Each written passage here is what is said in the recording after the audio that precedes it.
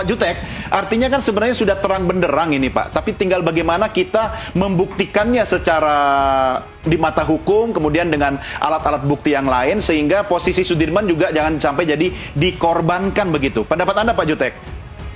Jadi gini Mas Doni, kami sepakat dengan apa yang disampaikan Pak Ugro tadi, bahwa sebenarnya harusnya satu paket bersama-sama kami ini dengan Sudirman. Ya. Tapi ya menurut PH-nya dia Sudirman katanya mengaku ya karena kami belum pernah bertemu dari awal sampai saat ini dengan Sudirman, kami pun belum bisa menilai apakah keterangan itu benar atau salah. Ya, karena kami adalah kuasa hukum dari keluarganya untuk mewakili kepentingan keluarga supaya dapat hak-hak mereka untuk membesuk dan sebagainya. Terkait dengan PK, dapat kami sampaikan bahwa sesuai dengan pasal 263 ayat 2 KUHP, bahwa 3 hal yang diperbolehkan atau untuk mengajukan PK, ya. Keadaan baru yang biasa kita sebut novum, yang kedua adalah kekhilafan hakim, yang ketiga adalah putusan yang satu dengan lain saling bertentangan satu dengan yang lain di antara putusan tersebut. Ya.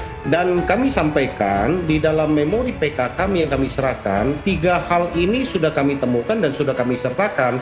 Apa yang Pak Ugro tadi sampaikan betul, seharusnya ya kalau bagi kita masyarakat saat ini dengan bukti yang sudah terkuak, saksi yang sudah muncul, dicabutnya keterangan Dede, dicabutnya keterangan Liga Akbar, ini posisi di pihak yang awal itu yang memberikan keterangan hanya tinggal seorang AE dan tidak ada bukti lain. Menurut saya harusnya sudah runtuh itu konstruksi satu. Yang pertama ini kuat oleh karena ada kesaksian AIP ini dikuatkan oleh Dede dan Liga Akbar. 2 orang ini sudah mencabut.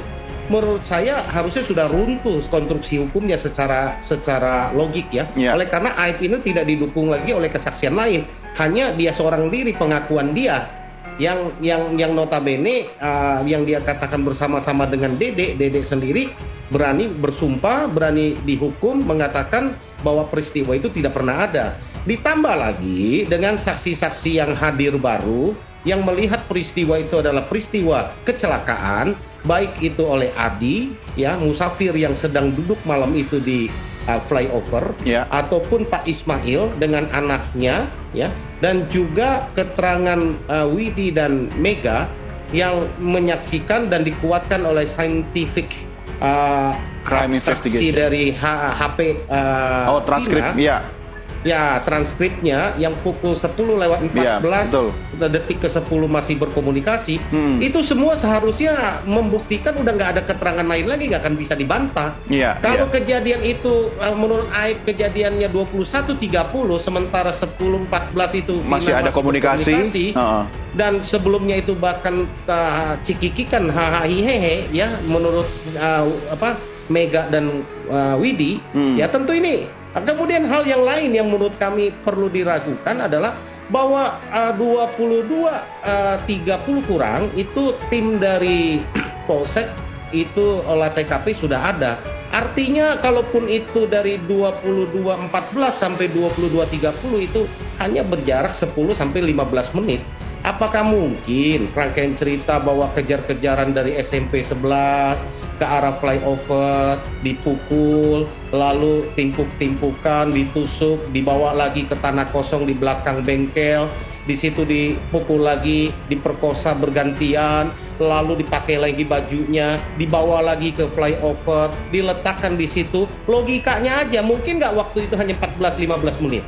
Itu menurut kami ini kan perlu kita pertanyakan. Rangkaian cerita-cerita demikian saja menurut saya ini udah banyak kejanggalan. Pak Jutek, dalam hal apa yang Anda sampaikan tadi, berarti posisi Sudirman ini sangat penting dan vital begitu, akan memengaruhi konstruksi seluruh kasus. Menurut kami sudah tidak ya. Sudah tidak ya. Makanya kami tidak. Makanya kami nggak ngotot untuk menghadirkan Sudirman. Biar saja dia mau mengaku baik-baik, biar saja. Itu kan menurut saya karena kami belum bertemu dengan Sudirman. Kami belum bertemu dengan Sudirman.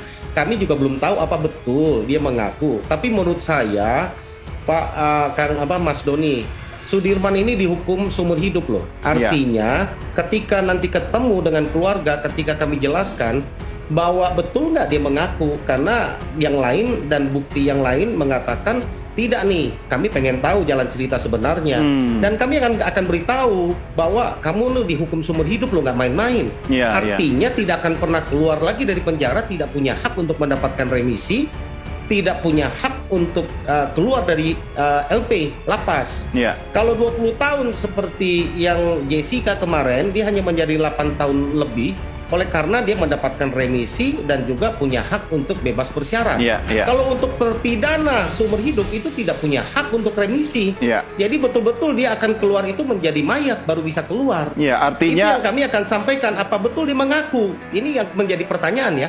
Kalaupun iya, menurut saya sebagai seorang lawyernya ya, pengacaranya, dengan situasi yang ada harusnya dia membela dong kepentingan kliennya, apapun. Saya juga mendengar bahwa mereka akan mengajukan PK, itu yang tadi saya sampaikan. Kita positive thinking saja terhadap PH-nya. Kebetulan juga rekan kami. Kami tunggu siapa saja sih? langkahnya. Yang mana kuasa hukumnya yang sekarang itu siapa?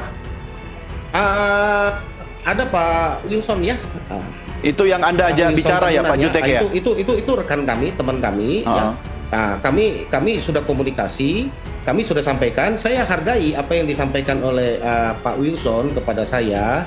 Dikatakan dia akan mengajukan PK. Saya katakan ya silakan saja.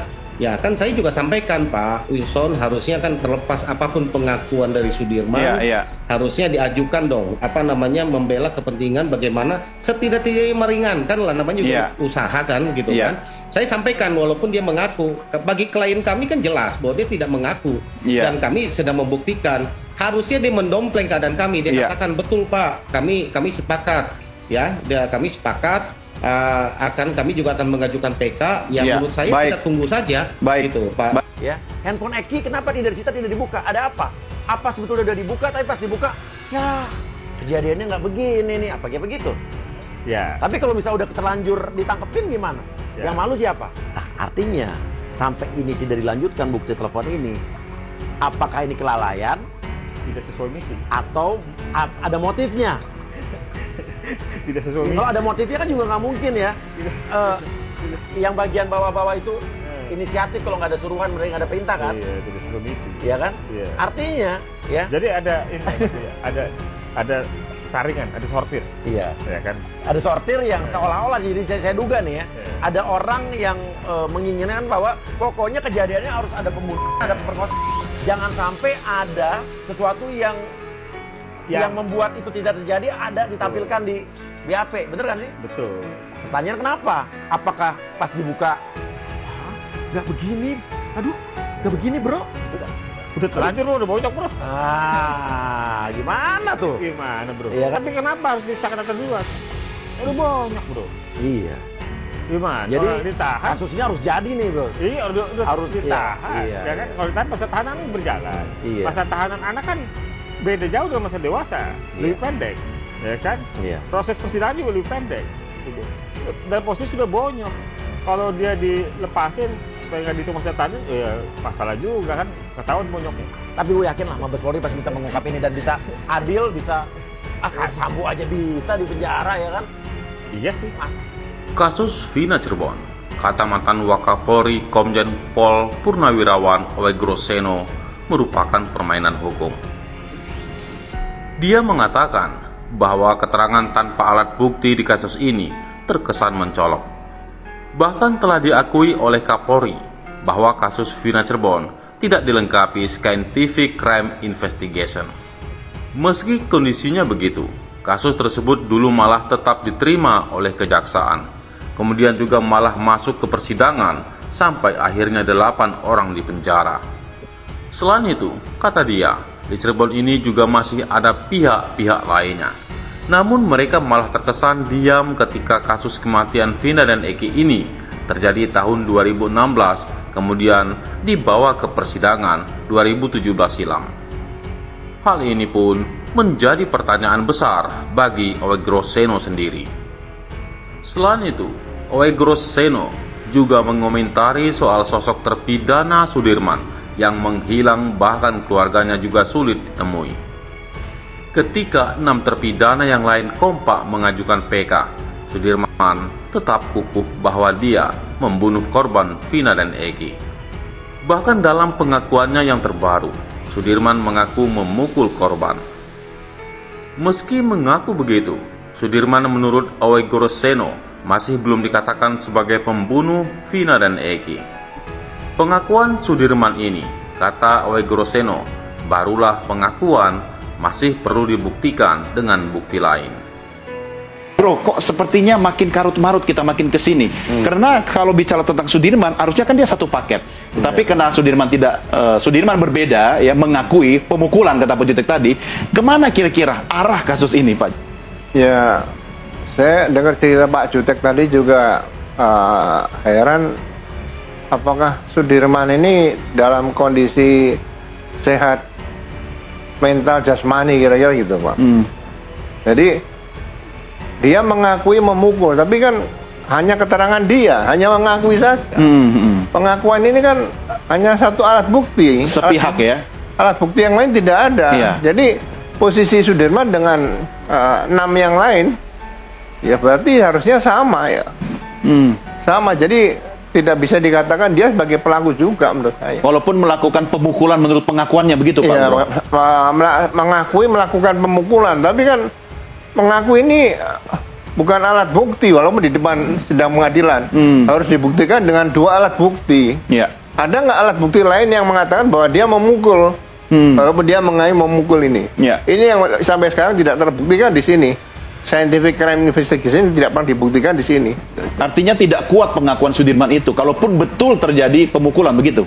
Ya, pengakuan itu nanti hanya di akhirat aja menurut saya. Kalau di bumi, di dunia saya rasa pengakuan sebagai keterangan saksi satu aja nggak Cukup ya, harus ada minimal 2 ya, Pak Ugro ya. 2 alat Oke. bukti. Pak Ugro, kalau Anda melihat seperti ini, apakah ada potensi permainan dalam tanda petik hukum oleh aparat kita sehingga kemudian sekarang jadi simpang siur, Pak Ugro?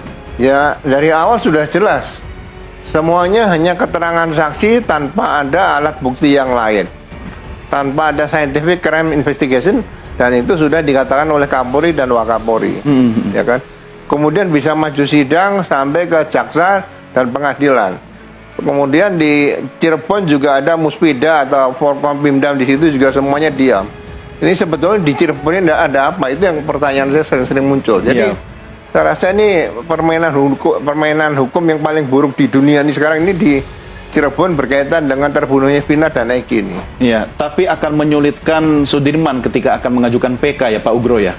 Ya, sebetulnya siapa yang menghalang-halangi sampai Sudirman sulit dihubungi? Begitu orang diserahkan di lapas, jam besuk pasti ada. Betul. Pengacara bisa dihubungi setiap saat.